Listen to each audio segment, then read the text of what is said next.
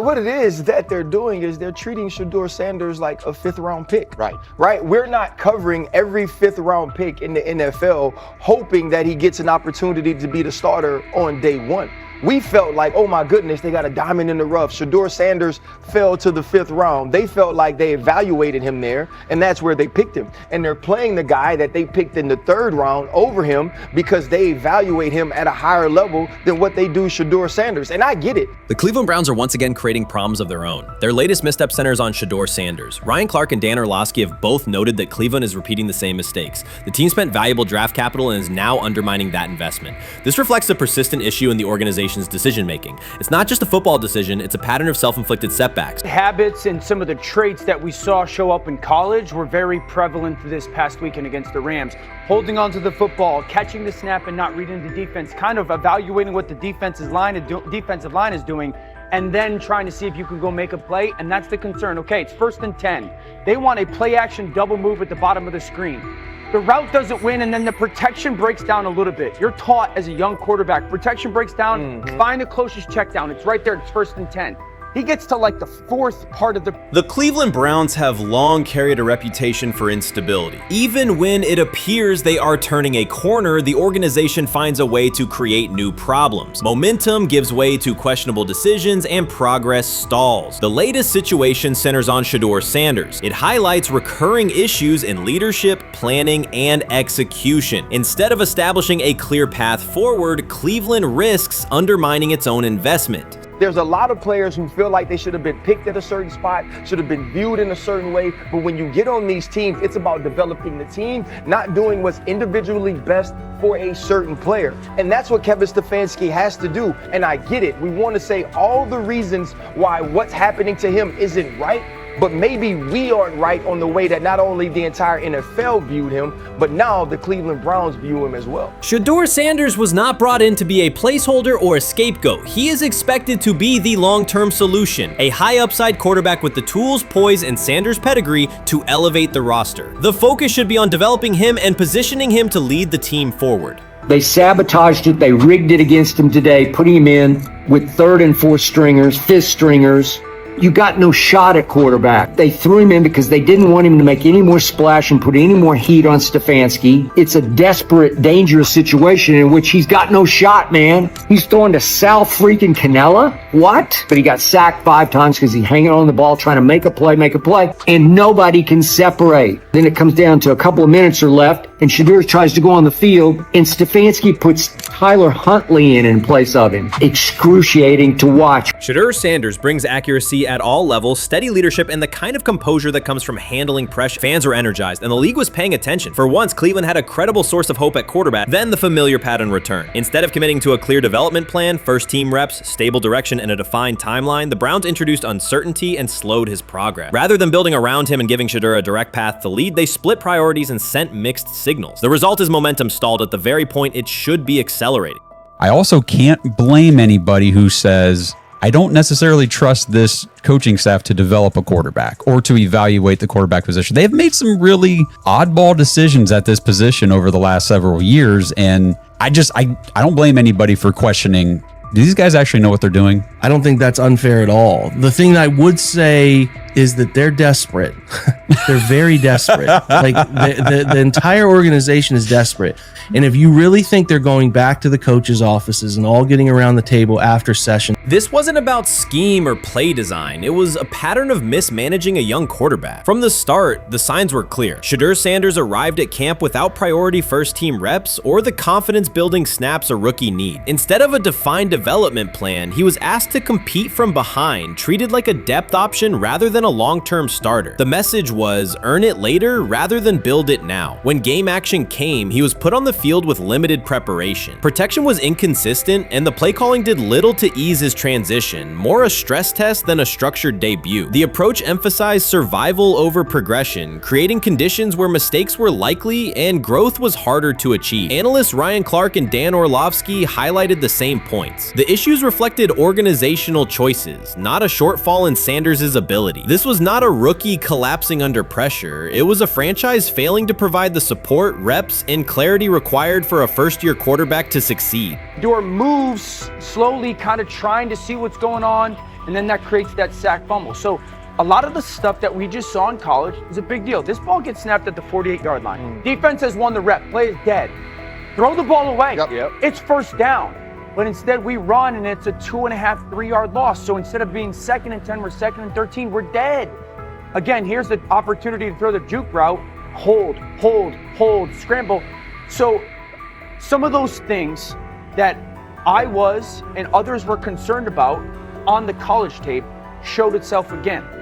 This is not the end of the world, though. This is part of his development. Cleveland managed to take a highly promising rookie and within weeks put him in a position where he looked unprepared. Ryan Clark called out the core issue. A first-year quarterback cannot succeed without protection, clear situations, and a controlled environment. Dan Orlovsky added that when a young quarterback isn't given structure, support, or coherent schemes, you're not evaluating ability, you're manufacturing failure. That's what happened to Shedeur Sanders. Browns fans weren't just disappointed with the results, they were alarmed by the process. This is a fan base familiar with quarterback missteps, yet even they recognize the pattern. A talented prospect subjected to poor planning and inconsistent guidance. After one preseason setback, the conversation shifted toward maybe Shedeur isn't ready instead of examining coaching, play design, and preparation. The reality is clear. The question isn't whether Sanders is ready, it's whether the Browns were prepared to develop and support him. Well, that would be a nice exit strategy because he would come up as doing Shedeur a favor. Like one's got to go, right? One's got to go, T, to clear this thing up. At some point, but I'm sorry, I know they don't care. If they were to trade Shedeur Sanders now after that preseason performance and he would go on to be good. The organization has cycled through quarterbacks for years, and the pattern is unchanged. Blame the player, protect the system, and repeat the same mistakes. Fans are split. Some argue Shedeur Sanders needs time and support, while others treat one rough outing as proof he isn't the answer. That division hides the real problem, the Browns' process. This isn't Shedeur failing, it's the team failing Shedeur. Across the league, successful teams create clear development paths. Kansas City brought Patrick Mahomes along behind a veteran and tailored the offense before handing him the job. Houston committed to CJ Stroud, built around his strengths, and let him grow with consistent direction. Smart teams invest, protect, and show belief. Cleveland did the opposite with Shedeur. Uneven reps, inconsistent protection, and unclear plans. Then question the outcome. That's not development, it's organizational mismanagement. These players have played a tremendous amount of football. Right. And I remember last year when Bo Nix came out of Oregon, we talked about all the easy throws Oregon creates. Right. The level of the skill players that are around him. And then we watched Bo Nix acclimate to the NFL game extremely quickly. I see a lot of those same traits in Dillon Gabriel. He gets the football out of his hands. He takes the throw that's available to him. He plays on time. And part of whether or not you get an opportunity to get on the field is the people that you're competing against. And I don't mean this in any disrespectful way to Shedeur, because I'm not only a fan, it's somebody I want to see succeed. The Browns will likely present this as part of a deliberate development plan, tough standards, resilience building, and testing a rookie under pressure. In practice, it isn't development, it's a damaging approach that undercuts growth. The organization has not shown a consistent model for nurturing young talent, and Ryan Clark and Dan Orlovsky highlighted that publicly. After Shedeur Sanders stumbled in a preseason game, the reaction was immediate. Headlines, polarized fan takes, and sweeping conclusions about his readiness. The front office offered little acknowledgement of the conditions he was placed in. Clark's point was direct. You do not evaluate a rookie by how he looks in a setup designed for failure. You evaluate him when he's properly supported. Orlovsky explained how poor coaching choices, protection, sequencing, and role clarity can quickly erode confidence and stall development. The issue was not Sanders' ability, it was Cleveland's process, which appeared disorganized and unprofessional for an NFL operation. The 2025 NFL Draft was expected to be Shedeur Sanders' moment. Many projected him as a top 10 talent and a headline quarterback in one of the most discussed college football storylines in years. Instead of walking across the stage on the first night, he waited through 3 days without a call. There was no celebration, only silence. When the phone finally rang at pick no. 144 in the 5th round, it was the Cleveland Browns. With that selection, the financial outlook changed dramatically. The Sanders family believes this was not a typical draft slide, but the result of coordinated action. They are pursuing a $100 million lawsuit alleging collusion across parts of the league.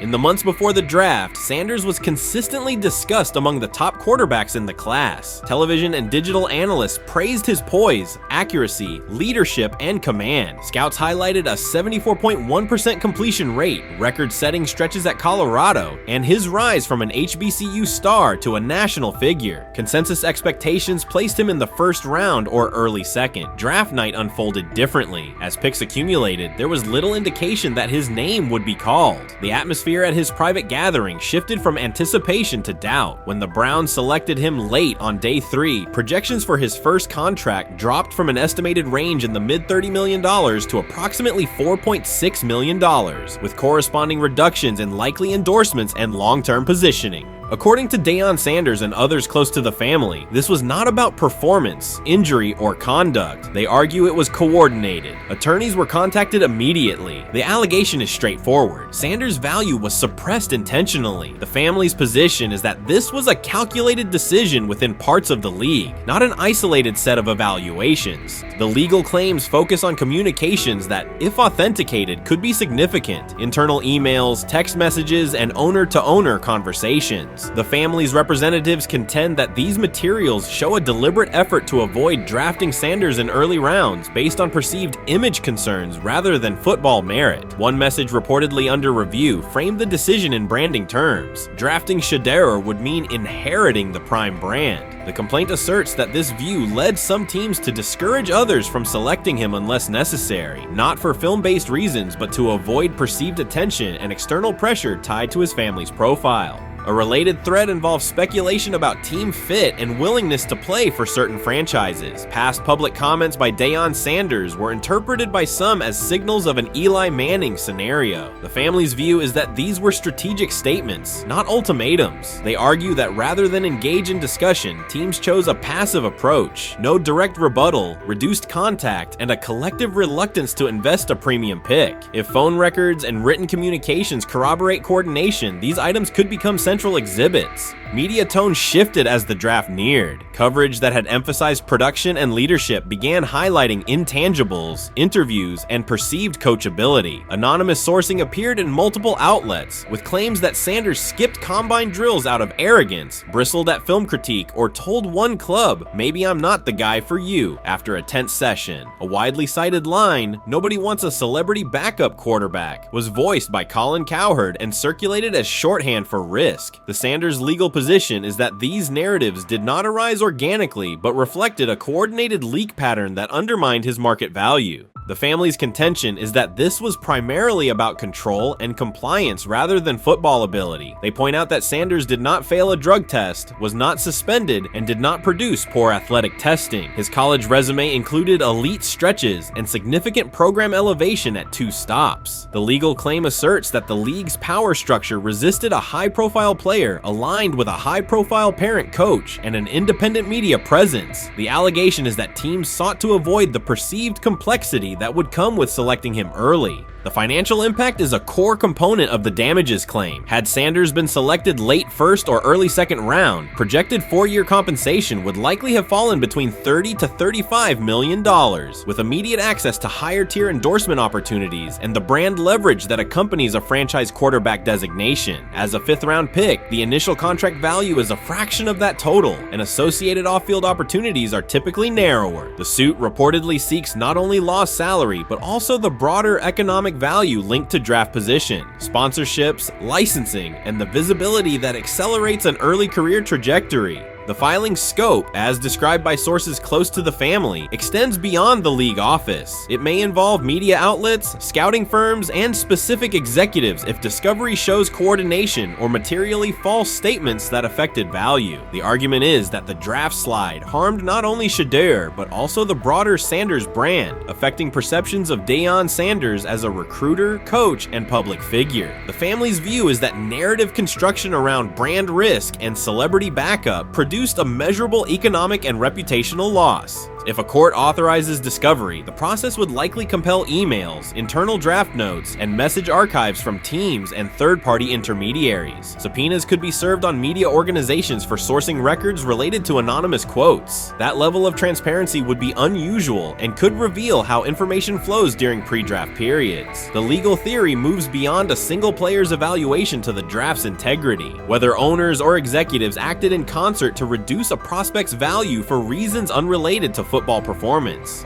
The league has not publicly addressed these specific allegations. Background comments from executives characterize the claims as overreach. The family's camp maintains they have documentation sufficient to proceed. The comparison points referenced by observers include Deflategate, Spygate, and the Colin Kaepernick grievance, not because the facts are the same, but because of the potential scope, policies, practices, and the balance of power between the league and individuals challenging its processes. Another dimension of the dispute involves how the NFL perceives Deion Sanders, Coach Prime, and the autonomy he promotes. He built a large media footprint around his programs at Jackson State and Colorado, elevated his players' profiles, and spoke openly about fit and leverage. The family contends that this visibility, combined with statements about preferred destinations, triggered resistance. The complaint frames the response as a preference for compliance and predictability over independent branding and public negotiation. The suit also addresses the pre-draft decisions that critics point to: skipping the Senior Bowl, declining full workouts at the NFL Scouting Combine, and candid interviews about team fits. The family characterizes these as strategic choices commonly made by top prospects, not evidence of entitlement. Their view is that similar decisions by other players did not produce the same narrative because those players fit more comfortably within league expectations. The risk calculus is clear. Bringing a suit of this magnitude invites professional consequences. The family acknowledges that some within the league may react negatively. Their position is that the principle at stake, transparent and fair valuation, warrants the risk. The message they intend to send is that manufactured narratives and coordinated devaluation should face scrutiny, particularly when they affect earnings, opportunity, and reputation. If the case advances, several outcomes are possible. The court could find insufficient evidence of coordination, limiting the scope to individual judgments protected as opinion. It could also find enough to proceed to broader discovery, which would have implications beyond one player, including potential changes to how teams document evaluations and how media handle anonymous sourcing close to the draft. Agents might push for reforms, including clearer guardrails around leaks and standardized prospect communication records. For now, Sanders is working within the Browns structure. He has avoided public escalation beyond confirming focus on preparation and development. The lawsuit is a separate track managed by counsel. This dual approach, professional routine on the field and legal action off it, reflects the family's strategy. They intend to contest the process they believe harmed him while meeting club expectations day to day.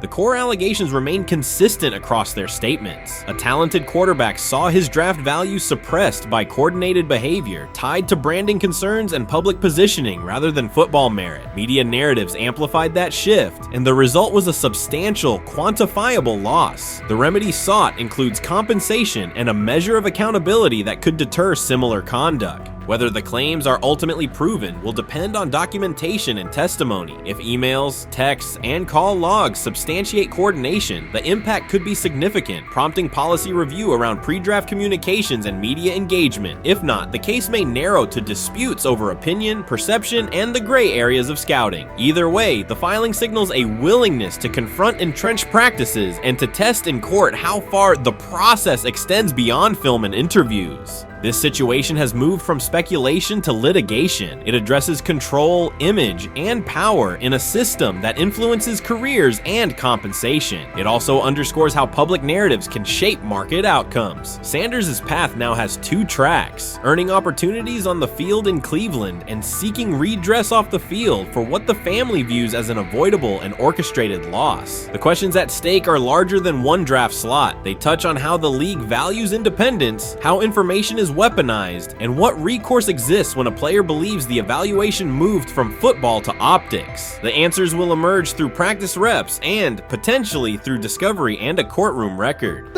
Honestly, guys notice it more when you're out winning games, right? If Cleveland starts off in a bad start, they're not doing well, and all of a sudden Shedeur or Dillon Gabriel are doing well in 7-on-7, they're throwing dimes, and practice drills, the number one defense can't stop them.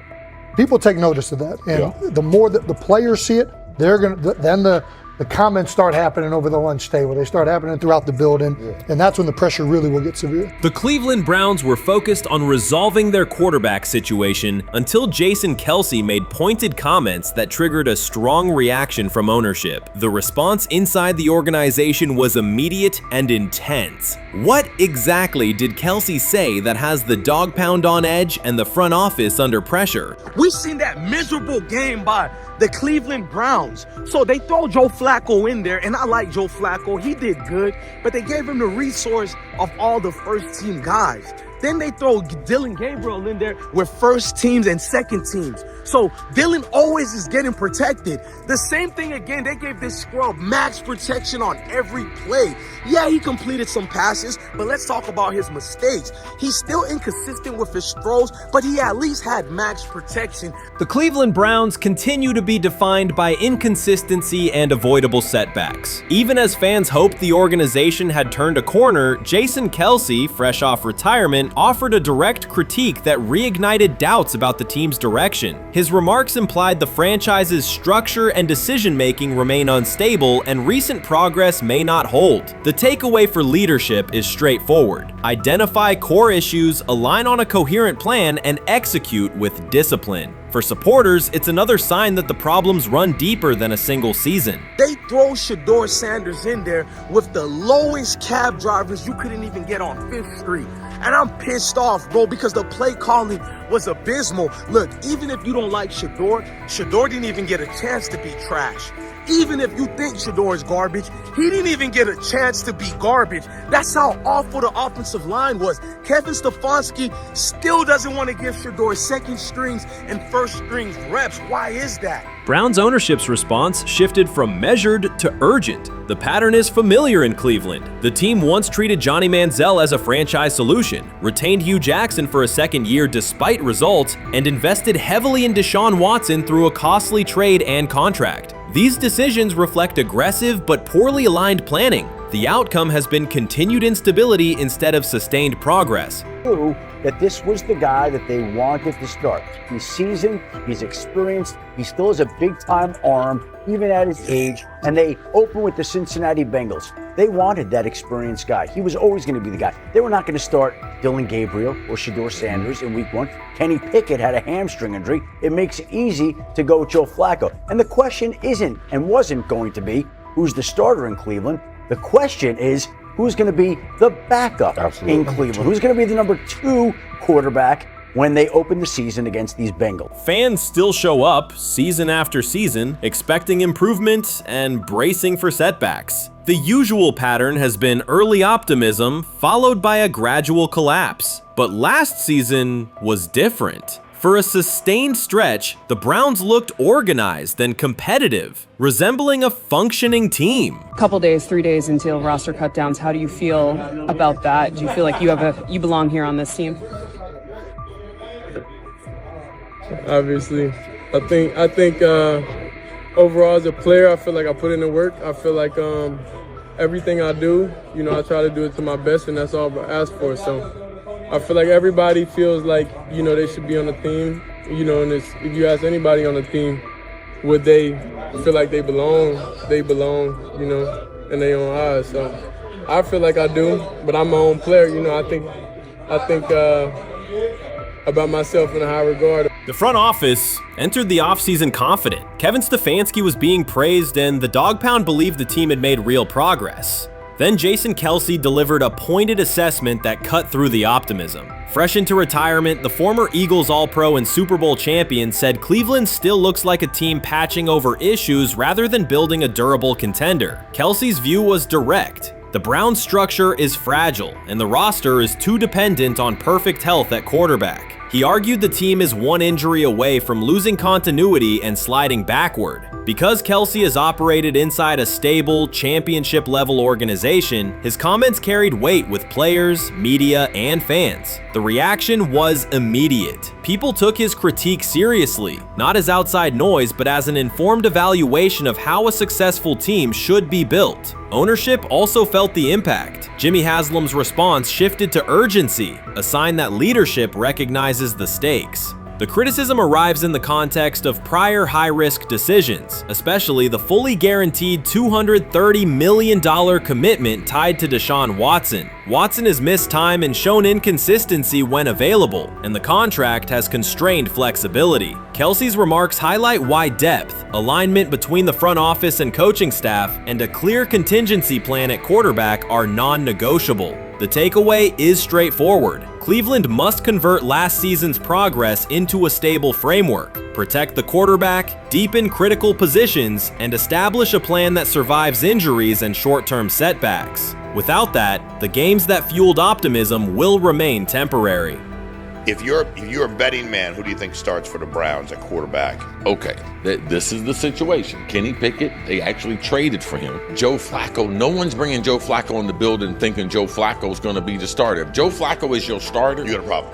You have a huge problem. And if they were saying Shedeur was the starter as the 5th rounder, you got a real problem too, because he passed over all these guys in these reps in the offseason in shorts, in bikini shorts, Speedos and stuff.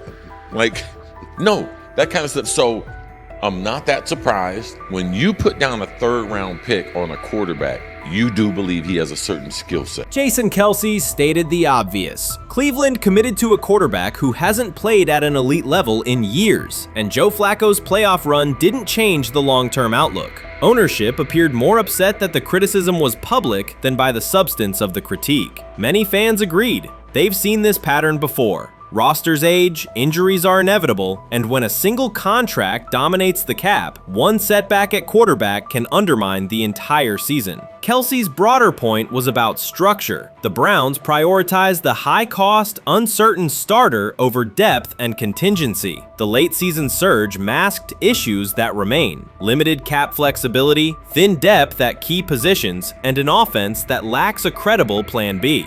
Fans recognize how quickly a strong defense can decline with injuries, and how an offense without redundancy stalls. The AFC North raises the stakes. Baltimore with Lamar Jackson sustains a top standard. Cincinnati with Joe Burrow returns to contention when healthy. Pittsburgh rarely slips below .500 under Mike Tomlin and wins with defense and consistency. In that environment, Cleveland can't rely on perfect health or peak form from one player. The path forward is clear. Diversify cap allocation, reinforce the offensive line and receiver depth, carry a legitimate backup plan at quarterback, and install a scheme that functions regardless of who is under center. Given what we saw yesterday with Shedeur Sanders, somebody on the Cleveland Browns is 100% getting fired, probably by the end of this year. The person who's probably going to end up getting fired is Kevin Stefanski, because I know that he didn't want Shedeur Sanders on the team. It was Andrew Berry who made that pick. You can't really go against your GM. Bad things happen in this situation. But Shedeur Sanders is not without fault for what we saw yesterday. This is the play that we saw yesterday that has the internet just exploding, where Shedeur Sanders took like a 24-yard sack. Half of the internet is saying that this is all Kevin Stefanski's fault. Cleveland showed progress last season, but the underlying concerns remain. Jason Kelce highlighted them directly. The Browns' long-term plan is fragile, cap-constrained, and overly dependent on perfect health at quarterback. His comments focused attention on structural issues, roster depth, continuity in coaching, and a sustainable offensive approach, rather than a single hot streak. That criticism resonated because it reflected what many around the league already see. Ownership ownership's reaction underscored the sensitivity. Jimmy Haslam has presided over frequent coaching and quarterback changes, and external scrutiny carries weight when it comes from a respected veteran with championship experience. Kelsey's remarks reinforce that last year's Joe Flacco stretch was a short-term solution, not a foundation. The team still needs a durable plan that can withstand injuries and inconsistency. The practical takeaway is clear: stabilize the system, diversify cap usage, and build depth at key positions so the offense functions regardless of who is under center. That includes a coherent development pathway for younger talent such as Shedeur Sanders, with defined practice reps, protection, and scheme alignment. Kelsey didn't say anything outrageous. He articulated the gap between a brief surge and a credible long-term contender. I have the faith of a mustard seed. Right, because this is the greatest resurrection since Jesus the Christ. Right, like at some point, Joe Flacco was thinking about getting into TV. Yeah. Right, Joe Flacco didn't have a job, and then now you not only come back and start for the Cleveland Browns late in the 2023 season, but they came back around to you. You're now the day one starter for a franchise that just 2 years ago was in the playoffs. The Browns' quarterback situation remains unsettled. Deshaun Watson was expected to be the long-term answer, but injuries and inconsistent play have prevented him from reaching an elite level. When the team turned to Joe Flacco after Watson's season deteriorated, Flacco immediately lifted the offense and produced results that highlighted the gap between expectations and reality. That a 39-year-old late addition could outperform a $230 million starter was not just a short-term surprise, it raised fundamental questions about roster construction and evaluation. Quarterback depth has been fragile, and the late-season surge masked broader structural problems. Jason Kelsey's remarks made that clear. Cleveland is vulnerable if the starter is unavailable, cap flexibility is limited, and the offensive plan lacks a stable contingency. His critique drew attention to leadership and planning as much as on-field performance. Jimmy Haslam's strong reaction reflects the pressure on ownership. The organization has promoted a message of stability and progress, but Kelsey's assessment suggested those gains are not yet durable. The path forward requires a realistic approach to the cap, a credible backup plan at quarterback, and a system that holds up regardless of personnel. You can't fire the owner because he can't fire himself. Yeah, someone's head's going to roll, unfortunately, in this situation, and it's probably Stefanski and Barry. I saw on The Athletic. I don't think that's fair, by the way. Stefanski, that part. I agree. I was saying the other day on my podcast that Barry should be fired, and I said I wouldn't fire Stefanski, but a couple of people made the point of saying, well, if you fire the GM, you got to give him a chance to hire his own coach, which is fair. That's true. Mm-hmm. So I would fire Barry. I would hire a new GM. If that GM thinks Kevin Stefanski's a good coach, wants to stick with him. Right. The situation in Cleveland has escalated with the NFL. Sources indicate GM Andrew Barry is prepared to move on from head coach Kevin Stefanski if he refuses to elevate Shedeur Sanders. The Browns are weighing a major quarterback change. Leadership appears to be aligning behind Sanders and pushing for immediate action. This is a high-stakes decision about control and the team's direction. I think it's unfair for me to comment in I guess, maybe on behalf of the industry. All I can say is this, the time that we spent with Shedeur, and what he's done throughout his college career is impressive. He's an impressive young man. He's a really good quarterback. Sometimes, fit comes into play. And I'd also say this, there are 4 more rounds of the draft. And then maybe lastly, it's less about where you get picked and what you do after you get picked. That's really the most important thing. Getting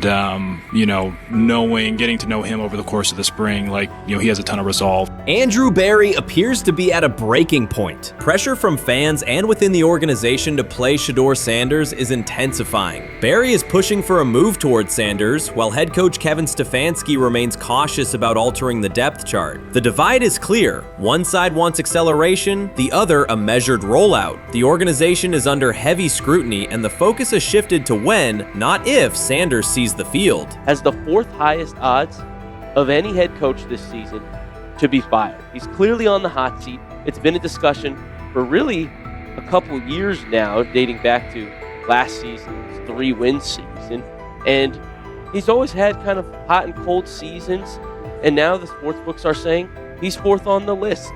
Number 1 is Mike McDaniel of the Miami Dolphins, Brian Dable of the Giants at 2, Shane Steichen at 3, and there is Kevin Stefanski plus 650 to be fired. This has moved beyond tension to outright stubbornness. Rather than elevating Shedeur Sanders, the staff has chosen Dillon Gabriel. The current depth chart looks less like a forward plan and more like resistance to change. Fans have been clear about who they expect to see, yet the organization keeps delaying. Every week without a real evaluation of Sanders slows development and blurs accountability. Cleveland is choosing a conservative approach when a decisive decision is needed, sending a message of uncertainty to both the locker room and the city. Now being the third string quarterback for the Cleveland Browns, was that so much was made out of unbelievable. He actually made the team as the third string quarterback. Like that was a big deal. Like that was somewhat of a surprise to a lot of people.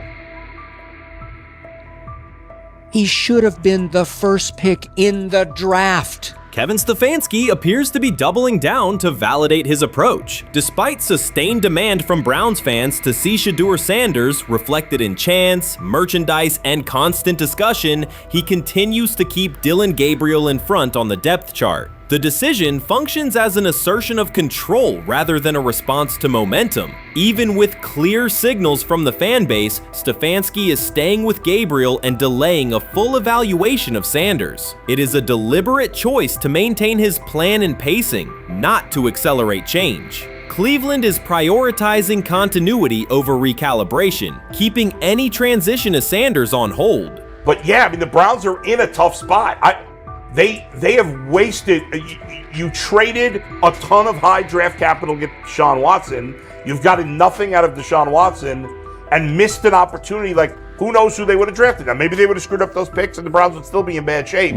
Andrew Berry is likely frustrated watching Dillon Gabriel default to conservative throws while the offense stalls. From a football perspective, this appears to be the hill Kevin Stefanski is choosing to stand on. Keeping Gabriel ahead of Shedeur Sanders has limited the unit's explosiveness and prevented a full evaluation of a higher ceiling option. Drives end quickly, field position flips, and momentum is lost while Sanders remains on the sideline. Fan patience is wearing thin. Each ineffective series intensifies criticism and shifts scrutiny toward the coaching staff's criteria for the depth chart. With every additional snap for Gabriel, the decision reads less like an open competition and more like rigid adherence to a plan that isn't producing results. The optics are clear. A dynamic quarterback sits while a cautious approach keeps the offense in neutral. If this continues, accountability questions will grow inside and outside the building. What performance benchmarks keep Gabriel ahead of Sanders? When will Sanders receive first-team reps in live situations to allow a fair comparison? The front office must decide whether to preserve continuity or pivot toward a timely assessment of Sanders. The longer the current approach stays in place, the more it signals stubbornness rather than adaptation, and the more pressure mounts to realign the plan with on-field output. I honestly see it happening if the Browns lose a bunch of games. Like if they get 5 wins or less, I see the report coming out now that Stefanski will be fired. I don't want it to happen. I want the Browns to be good, win a bunch of games. I think that they're going to be a team that is slept on and can at least get 7 wins, which is why if they don't, I see Stefanski getting all the blame for that, and there'll be a new coach in Cleveland. Because their players, to me, are there once again.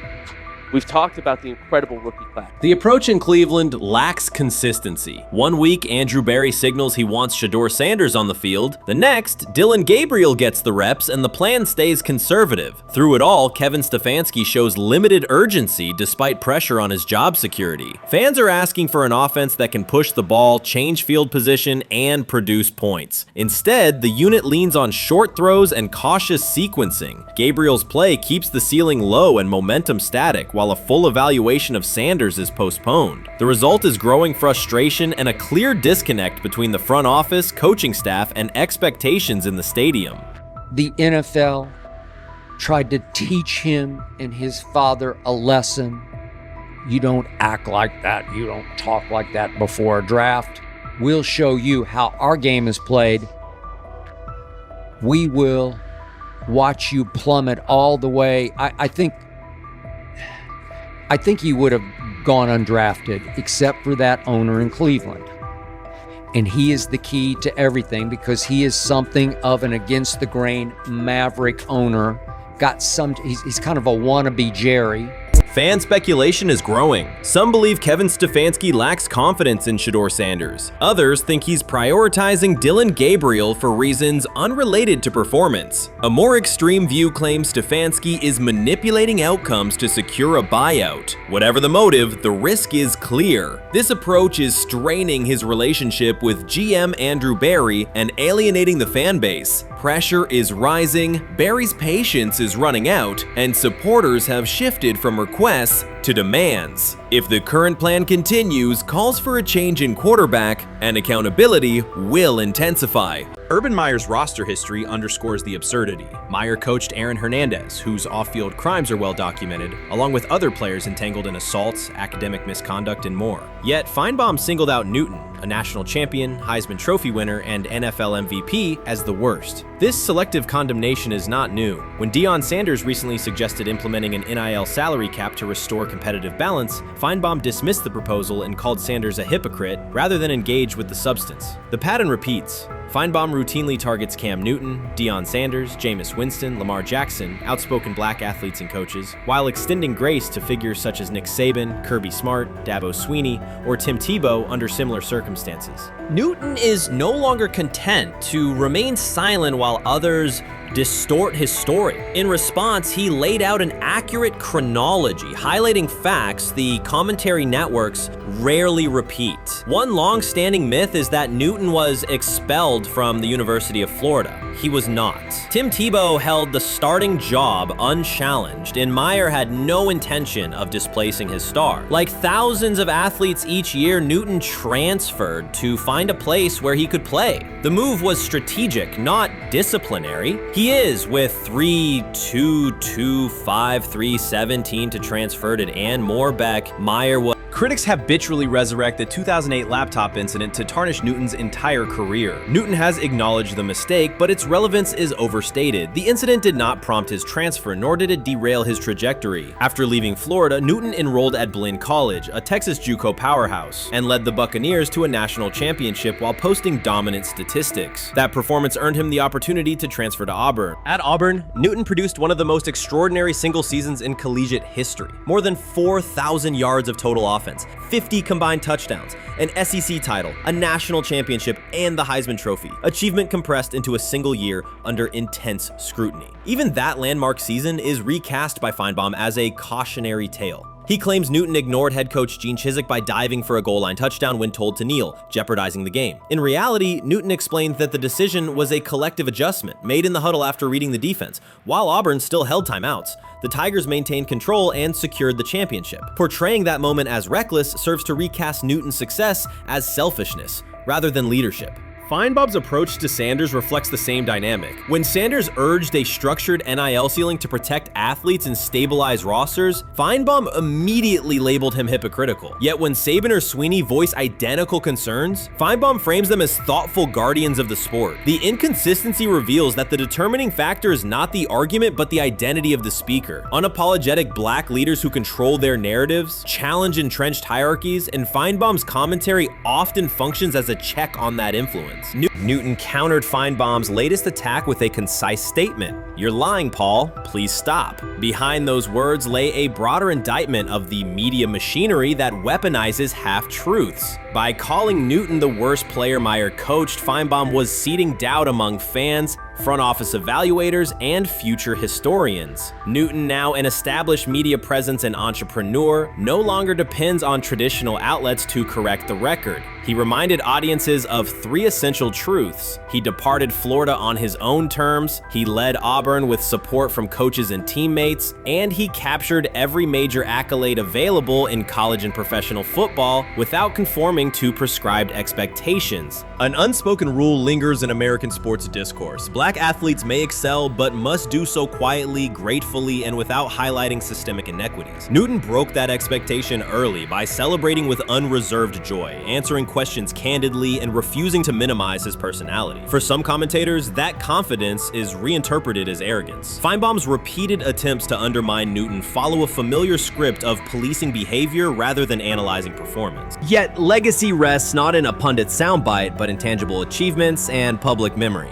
Newton's resume, Heisman winner, national champion, NFL MVP, speaks for itself. Millions of fans witnessed his impact on Saturdays and Sundays. Countless young quarterbacks saw someone who looked like them redefine the position's possibilities. The same is true for Sanders, whose player-first coaching philosophy and media savvy continue to influence college football's direction. Feinbaum's commentary cannot erase these realities. Newton, Sanders, Winston, Jackson, and others have already secured their places in football history. By publicly confronting misinformation, Newton set a precedent for athletes who now possess the platforms and technology to present their stories unfiltered. The microphone no longer belongs exclusively to legacy broadcasters. Newton holds it now, and he intends to keep it. A decisive shift that reduces the gatekeeper's influence and ensures that accomplishments are judged on merit rather than narrative manipulation. Many observers declared Deion Sanders was finished. They argued that his public style attracted unnecessary attention, that his health had deteriorated too far, and that his coaching career was approaching an abrupt conclusion. They misread his resolve. When speculation intensified, Sanders did not schedule a press conference or issue a formal statement. Instead, he released a short video recorded at his Texas home, walking alongside recording artist Lil Wayne. The footage established two facts. Although Sanders still walks with a limp, he remains active, and he intends to return to the sideline.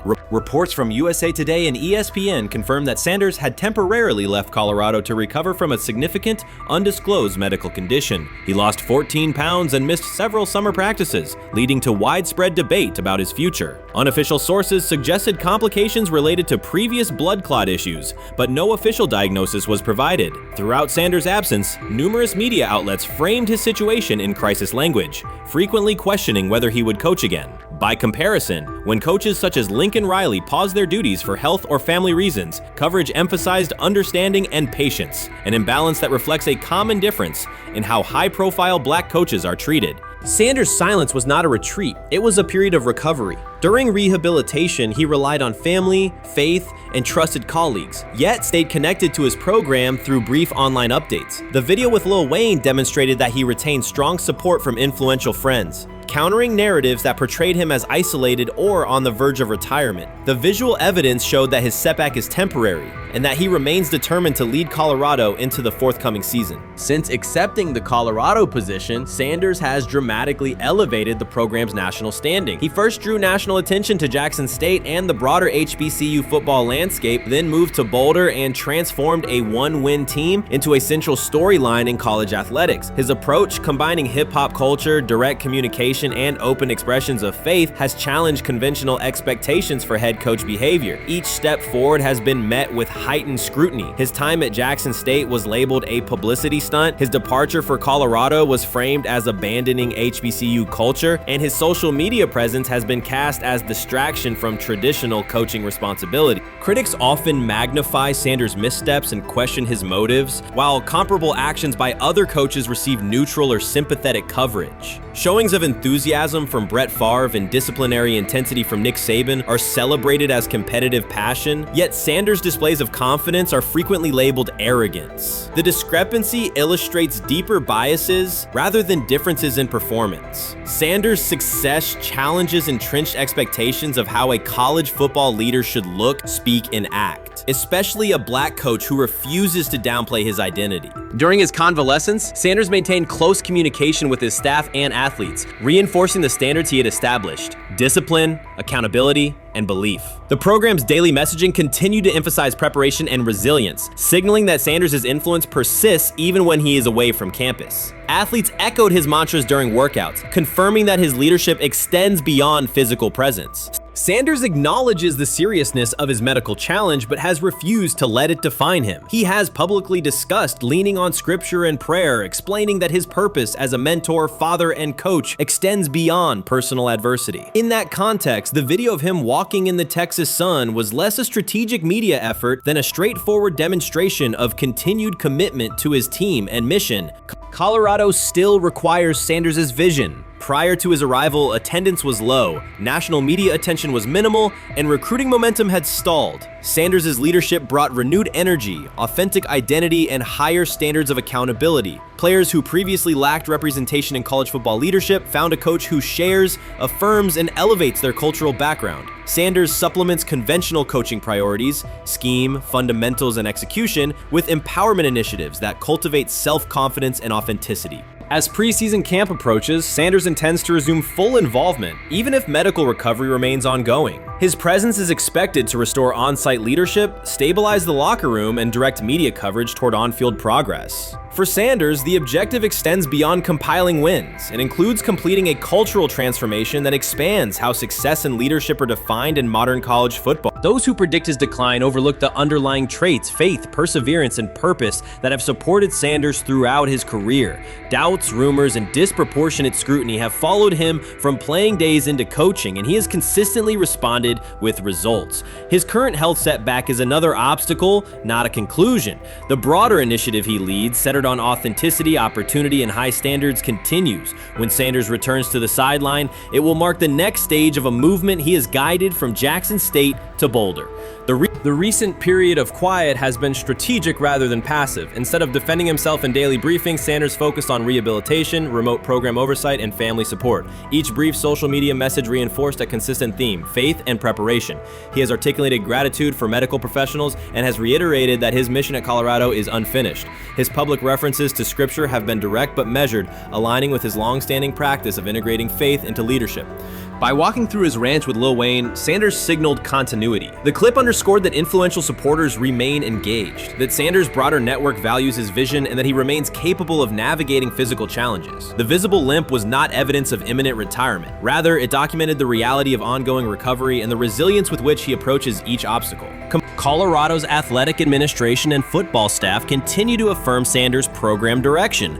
Recruitment communications cite his established record in fostering cultural relevance and national exposure. Prospective athletes respond to a coach who presents a transparent path to development, both on and off the field. Current players refer to Sanders' coaching points with clarity, citing specific drills and expectations that remain unchanged during his absence. These indicators demonstrate that the core structures Sanders implemented are functioning and that his return will be an amplification, not a restart. Criticism regarding Sanders' public persona often conflates media style with coaching substance. Analysis from opponents suggests that social media engagement dilutes football preparation, yet Sanders' staffs emphasize time management and delegation. Defensive and offensive coordinators handle in-game adjustments, while Sanders directs overall culture, recruitment, and leadership. He has articulated that visibility serves to amplify program accomplishments and enhance player opportunities, not replace strategic football planning.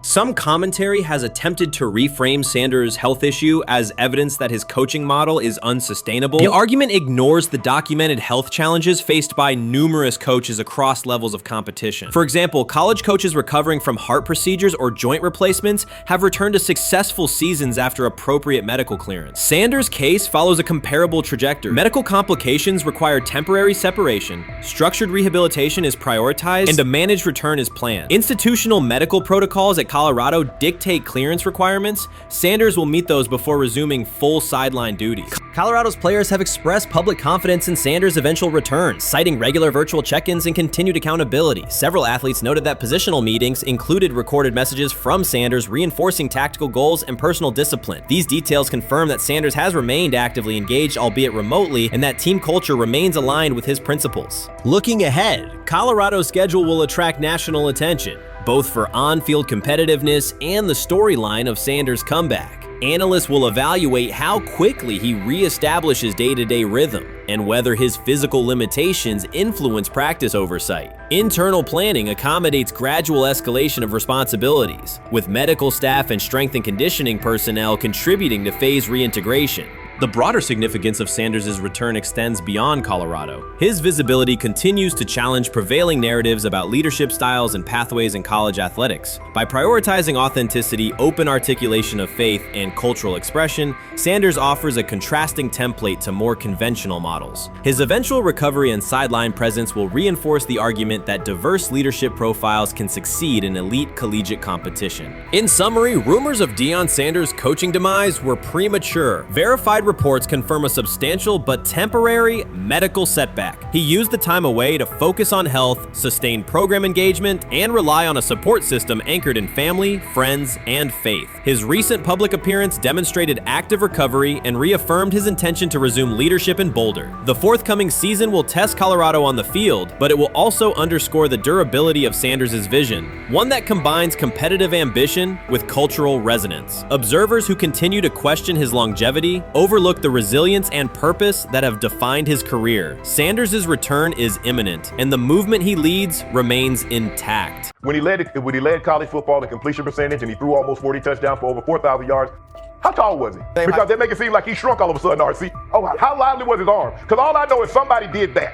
Somebody threw for over 4,000 yards, somebody threw for almost 40 touchdowns, and somebody led college football in completion percentage. Now, I'm trying to figure out, what I try to figure out all the time, Mel, is how a guy that hadn't played football in almost 5 months. Shannon Sharpe has publicly defended Shedeur Sanders and criticized those questioning him. Sanders has earned higher recognition and some fans are responding negatively. Although there's debate about whether he belongs on a second team list, Sharpe maintains that Sanders' career is clearly ascending. Reactions on social media are mixed. Some users are angry, others are surprised, and a few say they anticipated this result. The conversation remains active. When reports confirmed that Shedeur Sanders had been elevated from second team to near top tier status, Shannon Sharpe issued an emphatic response. He delivered a detailed rebuttal to critics, underscoring why Sanders deserved the promotion and directly challenging those who doubted the decision. I don't think that he was underprepared during these meetings. I don't believe any of these stories that he showed up arrogant and that he was bombing his interviews. I mean, you watch the film, he's on time, he's on point.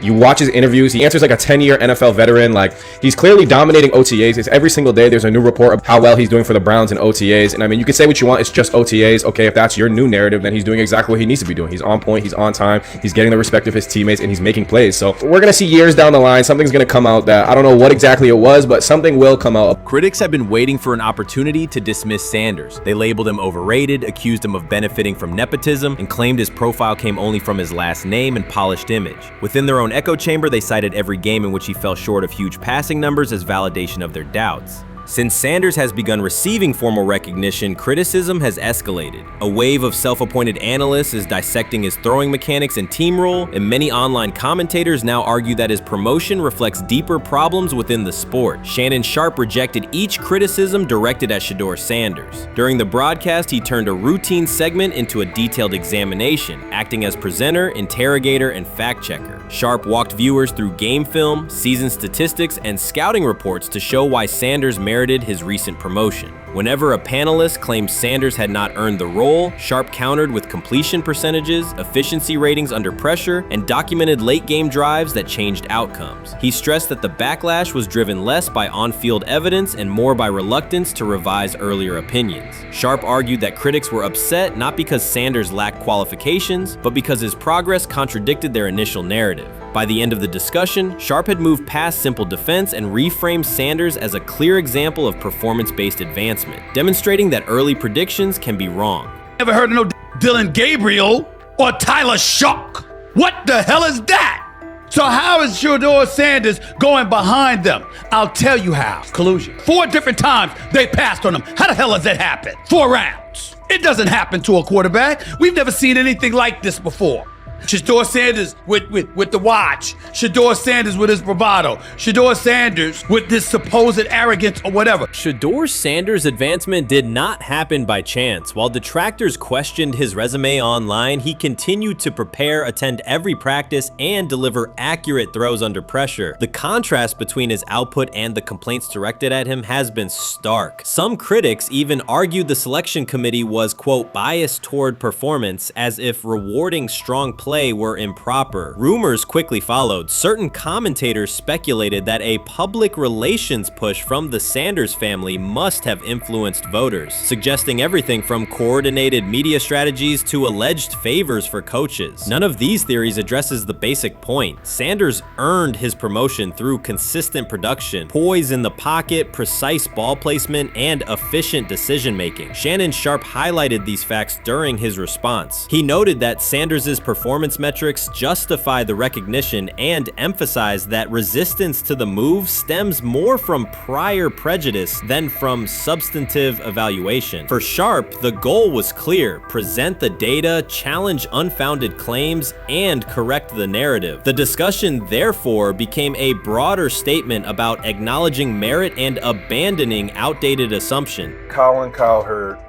defend college basketball coaches who have gotten a DUI, come to their defense and say they didn't need to be fired, that they deserve a second chance. But Shedeur Sanders drives 40 miles over the speed limit, gets a one-on-one ticket, and Colin Cowherd comes on his show today and says he's out on Shedeur Sanders. He's seen enough. He can't support him anymore.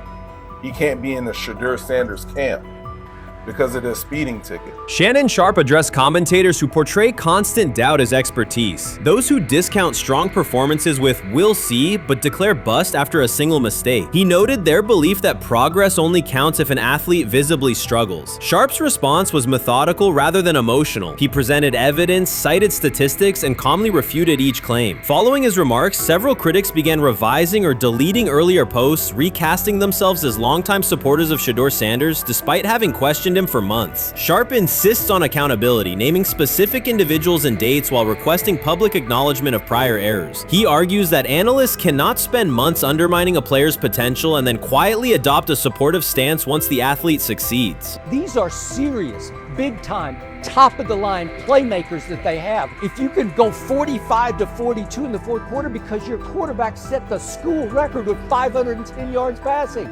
He was flawless. Shedeur is big time. I didn't know for sure, will it translate to the next level of competition? Yes, it might translate to the next level of competition as he can play. Critics who once claimed Shedeur Sanders was unprepared now hesitate to acknowledge their mistake. They resist retracting earlier comments and struggle to accept that an athlete can succeed without their approval. Sanders continues to share practice clips and game highlights without engaging the debate, while Shannon Sharpe documents every dismissive remark, ready to revisit them on national television. The disapproval did not slow Sanders. It underscored his progress and exposed the gap between perception and performance. As a result, the conversation has shifted. Analysts who doubted him now describe him as undervalued and publish detailed evaluations of his mechanics and game management, suggesting long-standing familiarity with his career. In a matter of weeks, critics have recast themselves as advocates, demonstrating how quickly opinion can change when consistent results leave little room for doubt. Shannon Sharpe signaled that his commentary is not over. He considers Sanders' advancement a positive outcome for every athlete who has been overlooked or criticized for having confidence. Sharpe stressed that analysts do not have the authority to determine who deserves recognition based on personal preference. The reaction to Sanders' promotion, he argued, revealed how quickly opinions can shift once results are undeniable. Sharpe pointed out that many vocal critics became quiet when confronted with objective performance data. This exchange, Sharpe insisted, reached beyond defending a single quarterback. It challenged the practice of dismissing achievements that do not fit familiar narratives. He reminded viewers that success does not require external approval and that consistent talent will surface despite online commentary intended to minimize it. While critics reconsider their positions, Sharpe remains steady, assigning credit to the athlete and allowing the scoreboard to confirm the argument. In his view, the statistics speak clearly enough. Sharpe also emphasized that the intensity of the backlash must be placed in context. College football is a volatile environment where unexpected outcomes are common. Therefore, declaring failure based on incomplete evidence only weakens the credibility of sports analysis. The discussion underscored the need for measured evaluation rather than reactive judgment. Dak Jackson and him and everybody else that we talked to have said that Shedeur looks good. He looks really good. Yes. He looks better. And we got Zach that say Dylan Gabriel ain't even an NFL quarterback. It's true. So how is it that this man can't get a rep with the ones, but that non-NFL quarterback can? We all what agree with sense that. does that make? Some observers now claim that recognizing Shedeur Sanders' strong performance undermines football's traditional standards, even though they previously argued he received coverage only because of his father. Faced with Sanders' current statistics, those critics are searching for explanations that fit their earlier narrative. The data have always been clear, their earlier objections ignored that fact. Shannon Sharpe is openly highlighting this reversal, comparing past negative remarks with Sanders' recent 400-yard games to demonstrate the gap between criticism and evidence. Sharpe did not force these commentators to backtrack, he simply displayed their earlier claims alongside Sanders' results, allowing the contrast to speak for itself. While much of the NFL community attended the ESPYs in Los Angeles, Shedeur Sanders spent the day in Cleveland with families recovering from a residential explosion. He did not seek cameras or a red carpet appearance. He chose to be present in a neighborhood working through loss. Weeks earlier, an explosion at the Rainbow Terrace Apartments in the Garden Valley neighborhood displaced more than 100 residents. Local officials reported that 42 families were left without housing. A father suffered burns over most of his body and remained in a coma. His 2 young children were hospitalized in critical condition. The damage extended beyond structures. Families lost possessions, stability, and routine. Cleveland City Council member Richard A. Starr described the moment as a family fighting for its future. Outside of local reporting, national attention was limited. Sanders decided to go to the site, meet residents, and help organize a day focused on relief and connection. The decision drew questions almost immediately. Some asked why he was not at the ESPYs, others questioned his motives. Sanders did not respond with counter-arguments. He explained simply that he felt an obligation to be present and that he would act on that conviction. This was not a team-scheduled appearance. He promoted the gathering himself, arrived without ceremony, and spent the day with residents. His approach emphasized listening, participation, and time. The event, which he called the Garden Valley Fun Fest, brought a large turnout over several hours. The purpose was straightforward: create space for families to reconnect and for children to play, even as recovery work continued. Sanders threw passes with kids on the blacktop, joined in games, and spoke with parents and grandparents about what they were facing next. He moved through the apartment complex and common areas with minimal staff support. Browns defensive lineman Michael Hall Jr. attended and interacted with residents as well. There were no speeches or staged moments. The focus remained on residents and their needs. Questions about visibility persisted as photos and short clips circulated online. Some criticism framed the visit as a substitute for a higher profile appearance in Los Angeles. Sanders kept to the same message. The priority was to support a neighborhood coping with displacement and uncertainty. He did not present the choice as a protest of any event. He presented it as the correct use of his day. When local media asked about his intent, Sanders said his goal was to provide families with a day of enjoyment and a reminder of community. He added that financial support can help, but that showing up in person also matters. Standing with people, listening to them directly, and offering time. The statement matched the structure of the day. He stayed on site, remained accessible, and left the focus on residents rather than on himself. The timeline mattered to him as training camp approached. Sanders did not connect the visit to his role on the depth chart or his draft position. He kept references to football confined to preparation, learning the playbook, protections, cadence, and timing, seeking guidance from veterans, including Joe Flacco, and staying ready for opportunities when they come. He has repeated that he has time to grow and intends to use it to learn the system and earn trust. The visit did not alter those priorities. He returned to his regular schedule the next day.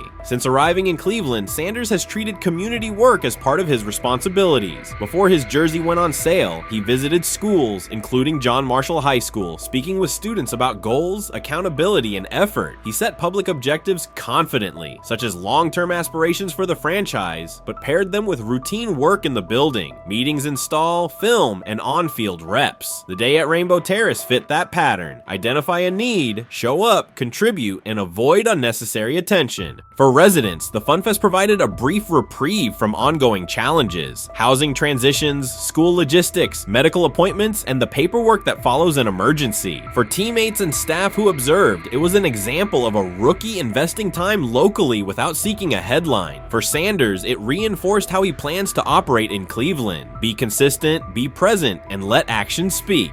The setting at Rainbow Terrace underscored the scale of recovery ahead. Families described the first weeks after the explosion: nights in temporary housing, efforts to replace clothing and essentials, coordination with agencies and community groups. Sanders moved from group to group, speaking with parents about their immediate needs, greeting elders who came to watch the activities, and encouraging kids who wanted to throw a football, run races, or take a photo. He kept the schedule flexible so residents could arrive and leave as they were able. Community partners and volunteers handled tables for supplies, simple games, and refreshments. There were no sponsor banners or organizational pitches. Residents organized as they usually do, checking on neighbors, guiding children, and sharing updates. Sanders' role was clear: participate, make time, and listen. The presence of a recognizable player brought energy, but the purpose remained practical: create a normal afternoon in a place that had not felt normal since the blast. Online reaction covered the full range of opinion. Some posts praised the decision and the event's tone. Others questioned why a rookie would skip a high-visibility awards show.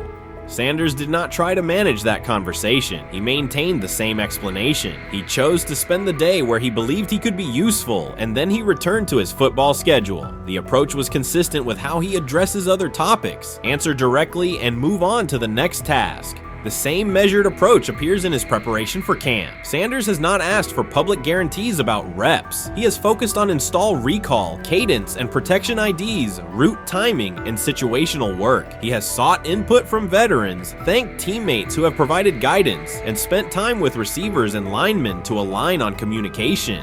Coaches have emphasized that the quarterback competition is a process, and Sanders has accepted that framework. His emphasis remains on readiness. None of this overshadows the experience and resumes of other players on the roster. It does provide a clearer picture of how Sanders operates as a professional. He separates off-field actions from promotional efforts. He keeps football preparation focused on what he can control. He communicates with teammates across position groups so that timing and expectations are shared. He does not try to steer attention in his favor. He tries to make steady progress. The day in Garden Valley was one example. He arrived without a speech, stayed for hours, and left without an announcement. He did not ask for recognition. He offered time. Residents responded in kind. Kids lined up for catches and races. Parents and grandparents asked about camp and wished him well, and neighbors coordinated rides and schedules around the event. The atmosphere felt like a neighborhood gathering, not a media production. Local leaders who were present or who spoke later emphasized that recovery will take months. Families will continue to navigate housing, healthcare, and daily logistics. Events like the Fun Fest do not resolve those issues, but they help sustain community connections and morale. Sanders' contribution was to create a space for that to happen and to treat the day with the same seriousness he applies to practice, plan, execute, and keep the focus where it belongs. As the preseason approaches, Sanders will continue to compete for opportunities on the field. He has said he will be prepared when called upon, and that he understands the importance of mastering details before focusing on outcomes. The organization will make decisions based on evaluation, and he will accept the results while continuing to improve.